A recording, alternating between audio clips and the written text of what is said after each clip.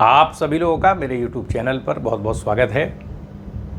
Meaning and nature of philosophy यानी जो दर्शन शास्त्र है उसका अर्थ क्या है और उसका स्वभाव क्या है, प्रकृति क्या है दर्शन शास्त्र की। तो फिलॉसफी शब्द का जो अर्थ है वो है ज्ञान के प्रति प्रेम। अब ज्ञान की उत्पत्ति कैसे होती है? प्रेम तो तब होगा जब ज्ञान उत्पन्न होगा। तो ज्ञान उत्पन्न होता है अनुभव के माध्यम से, यानी मनुष्य को विभिन्न प्रकार के अनुभव प्राप्त होते हैं जीवन जीने के क्रम में। वो बिखरे हुए अनुभव होते हैं। उन अनुभवों को जब विषयगत रूप दे दिया जाता है, जैसे इतिहास है तो ऐतिहासिक घटनाओं का जब अध्ययन किया जाता है तो उसको उसी तरह से निबद्ध किया जाता है, लिखा जाता है। तो वो जो ऐतिहासिक जो अनुभव होते हैं जब उनको लिख दिया जाता है तो इतिहास की एक परंपरा शुरू हो जाती है। समाज का जब व्यवस्थित अध्ययन होता है तो समाजशास्त्र में उसको लिखा जाता है। राजनीतिक गतिविधियों का जब अध्ययन किया जाता है, स्वतंत्रता, समानता, न्याय, ये सारी बातें, तो उसको राजनीति शास्त्र के अंदर रख दिया जाता है। अर्थशास्त्र में जो है वो आर्थिक क्रियाकलाप है उनका अध्ययन विशिष्ट रूप से किया जाता है, तो अर्थशास्त्र में उसको रख दिया जाता है। तो इस आधार पर कहा जा सकता है कि जो मनुष्य के अनुभव होते हैं उन्हीं अनुभवों को जब विषयगत रूप दिया जाता है तो व्यवस्थित ढंग से दिया जाता है, वरना ऐसे हमारे अनुभव तो बिखरे हुए होंगे।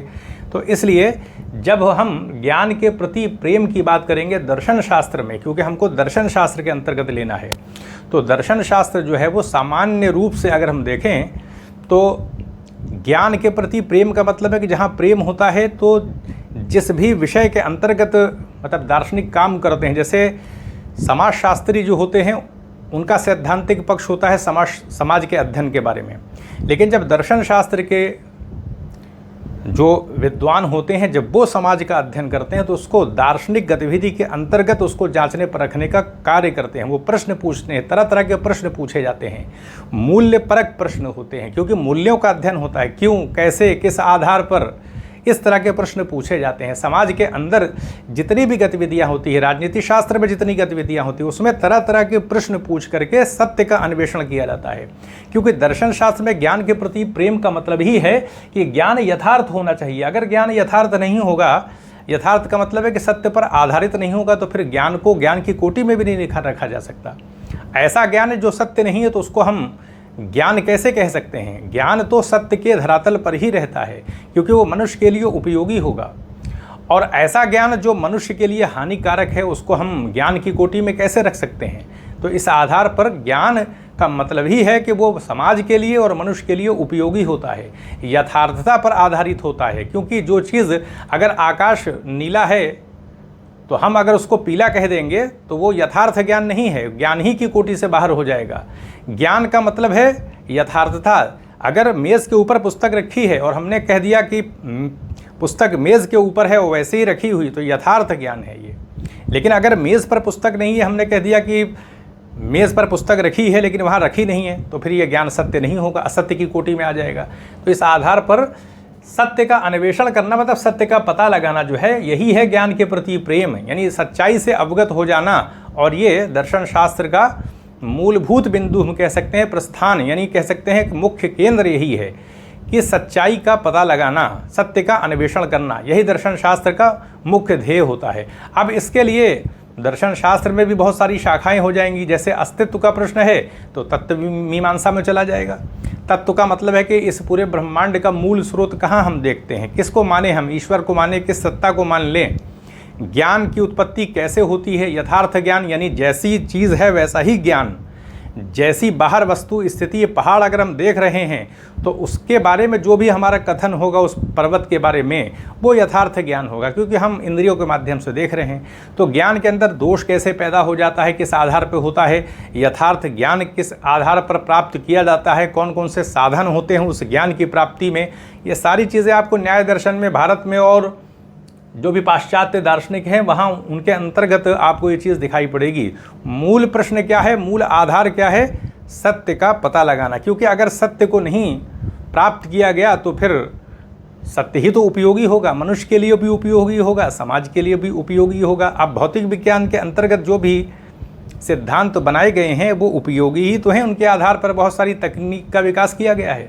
तो इस आधार पर कहा जा सकता है कि दर्शन शास्त्र में प्रश्नों के माध्यम से चाहे वो कोई भी विषय हो उसमें हम सोचते हैं, चिंतन करते हैं, तरह तरह के प्रश्न करते हैं, उसका मूल्यांकन करते हैं, मूल्यपरक अध्ययन होता है, क्यों, कैसे, किस प्रकार, इस तरह से हम उसका फिर अर्थ प्राप्त करते हैं। जब प्रश्न करेंगे, जैसे ईमानदारी है, जैसे ईमानदारी बहुत अच्छी होती है, अब क्यों अच्छी होती है, किस आधार पर होती है, इस तरह के प्रश्न किए जाते हैं, तब हम उसका उत्तर देते हैं। तो उत्तर देंगे तो मानी सी बात है कि हमें प्रमाणों के आधार पर, तर्क के आधार पर ही तो उत्तर देना होगा। तो इससे क्या होता है कि किसी भी विषय के बारे में तरह तरह से जब हम प्रश्न करते हैं तो वो विषय खुल करके सामने आने लगता है और समग्र अध्ययन हो जाता है। समग्र अध्ययन का मतलब ये है कि जैसे स्वास्थ्य है हमारा, तो शरीर की दृष्टि से भी हमारा स्वास्थ्य देखा जाएगा कि हम कितने समर्थ हैं, कितना पैदल चल पाते हैं, पर्वत पर चढ़ पाते हैं कि नहीं चढ़ पाते हैं। स्वस्थ रहने का मतलब ये नहीं है कि हम रोगों से रहित हैं तो हम स्वस्थ हैं, बल्कि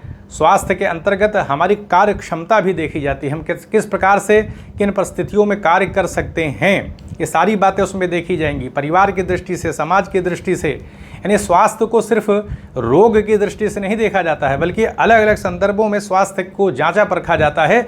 उसके आधार पर एक समग्र रूप स्वास्थ्य का हमारे शरीर का निकल के आता है कि हम कितने सक्षम हैं। बहुत सारे लोग रहते हैं स्वस्थ, लेकिन सीढ़ी चढ़ने पर हाँफने लगते हैं, आगे चढ़ नहीं सकते, और कुछ लोग ऐसे होते हैं चढ़ते ही चले जाते हैं। तो स्वास्थ्य को अलग अलग परिस्थितियों के आधार पर जब जांचा परखा जाता है तो उसका अलग अलग अर्थ निकल करके आ जाता है किसी भी व्यक्ति के बारे में। इसलिए ज्ञान के प्रति प्रेम का मतलब क्या होगा कि जो भी विषय होगा उसके संदर्भ में एक तो सत्य का पता लगाया जाएगा और संबंधों के आधार पर, यानी संबद्धता के आधार पर भी अर्थ निकाला जाएगा। विभिन्न विषयों से जोड़ करके उसको देखा जाएगा, फिर उसके सामर्थ्य को जांचने परखने का काम किया जाएगा। तो इस तरह से एक रिलेटिव अप्रोच भी आपको दर्शन शास्त्र में दिखाई पड़ेगा, यानी संबद्धता के आधार पर विभिन्न परिस्थितियों में उस विषय को कोई भी बिंदु होगा उसको जांचने परखने का काम किया जाएगा। तो ये उसी को समग्र अध्ययन हम कहते हैं। तो इस आधार पर दर्शन शास्त्र के अंतर्गत ऐसा हो सकता है, ये आवश्यक नहीं है कि ज्ञान के प्रति प्रेम, यानी दर्शन शास्त्र मतलब ज्ञान के प्रति प्रेम है तो हमारा दार्शनिक होना आवश्यक हो, ऐसा नहीं है। हम सामान्य अपना एक जीवन जी सकते हैं।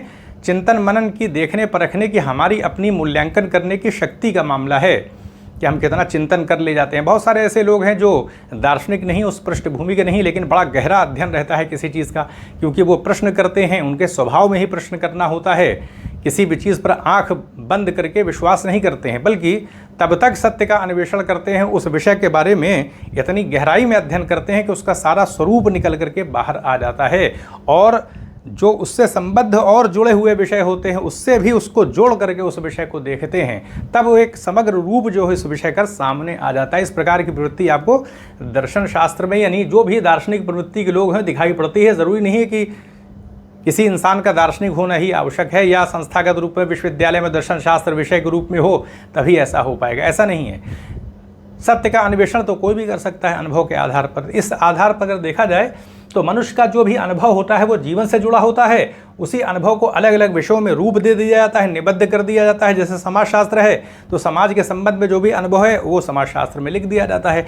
अब वहाँ पर जो दार्शनिकों की भूमिका होती है वो मूल्यपरक होती है कि जो भी समस्याएं हैं, जो भी समाज में जो भी विषय हैं उसके अंतर्गत तरह तरह से प्रश्न करके उस विषय के संबंध में एक समग्र अध्ययन करने का प्रयास किया जाता है। अलग अलग संदर्भों में परिस्थितियों को जोड़ करके उससे देख करके उसका अर्थ निकाला जाता है।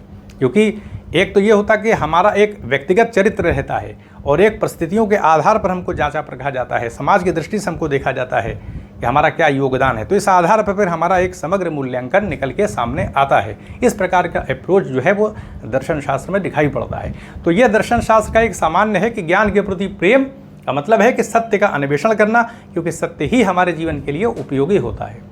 तो यहीं पर अनुमति दें, चैनल को सब्सक्राइब भी करें, शेयर भी करें। आप सभी लोगों का बहुत बहुत धन्यवाद।